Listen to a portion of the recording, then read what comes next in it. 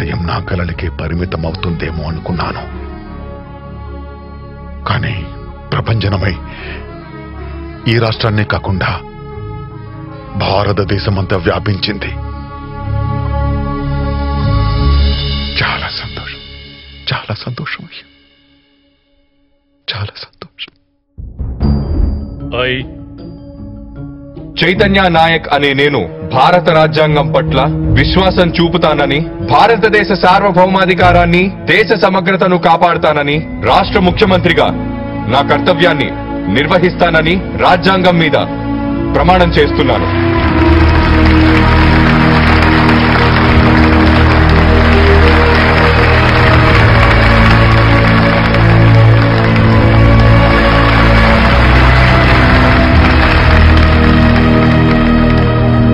Party మేనిఫెస్టోని అర్థం చేసుకొని గెలిపించిన ఓటర్లందరికీ, అలాగే నాకీ బాధ్యతను అప్పగించిన మా పార్టీ అధిష్టానానికి నేను కృతజ్ఞుణ్ణి.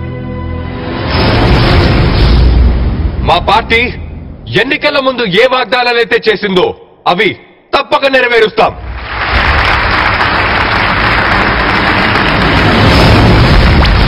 కాకపోతే ప్రజలంతా గుర్తుంచుకోవాల్సింది 6 దశాబ్దాల స్వాతంత్రానంతర చరిత్ర. స్వరాజ్ అనేది స్వాతంత్రం కన్నా గొప్పది. ప్రాణాలను అడ్డుపెట్టి బ్రిటిష్ వాళ్ళని తరిమి కొడితే వచ్చిందే స్వాతంత్రం. స్వాతంత్రం వచ్చిన తర్వాత మనం పగలనక రాత్రనక పట్టుదలతో దేశ భవిష్యత్తు గురించి కష్టపడితే వచ్చేదే స్వరాజ్యం. మన పూర్వీకులు చెప్పినట్టు సముద్రాన్ని చిలికినప్పుడు మొదట ఆవిర్భవించింది విషం, అమృతం కాదు. కారణం వాళ్ళు ఉపయోగించిన పరికరాలు.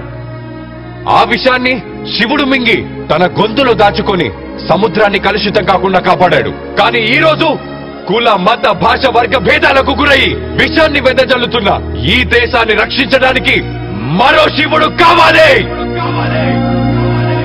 ఆ శివుడే మా గెలుపుకి కారణమైన ఓటరు, అంటే మీరు మీరు మీరు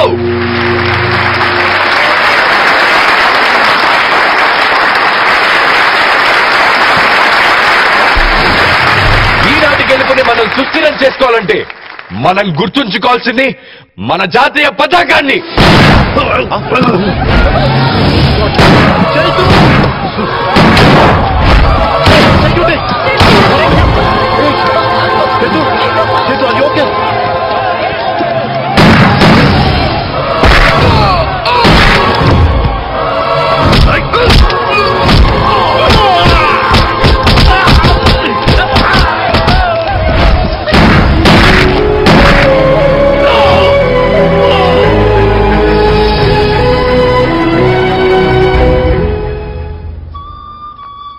కనువిందు కలిగించే 3 రంగుల గుడ్డపీలిక కాదు మన జాతీయ పతాకం.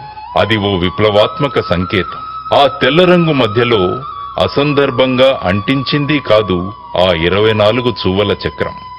అది మన దేశ సౌభ్రాతృత్వం కొరకు 24 గంటలు కృషి చేయాలన్న సందేశం. తల్లిదండ్రులు ఉత్తమ తల్లిదండ్రులుగా, ఉపాధ్యాయులు ఉత్తమ ఉపాధ్యాయులుగా, న్యాయవాదులు ఉత్తమ న్యాయవాదులుగా, వైద్యులు ఉత్తమ వైద్యులుగా, పాత్రికేయులు ఉత్తమ పాత్రికేయులుగా, ప్రజాసేవకులు ఉత్తమ ప్రజాసేవకులుగా, చివరిగా ఓటరు ఒక ఉత్తమ ఓటరుగా మారిన రోజునే ఒక సుస్థిర సమాజ నిర్మాణం సాధ్యం. రండి, ఒక ప్రభంజనానికి నాంది పలుకుదాం.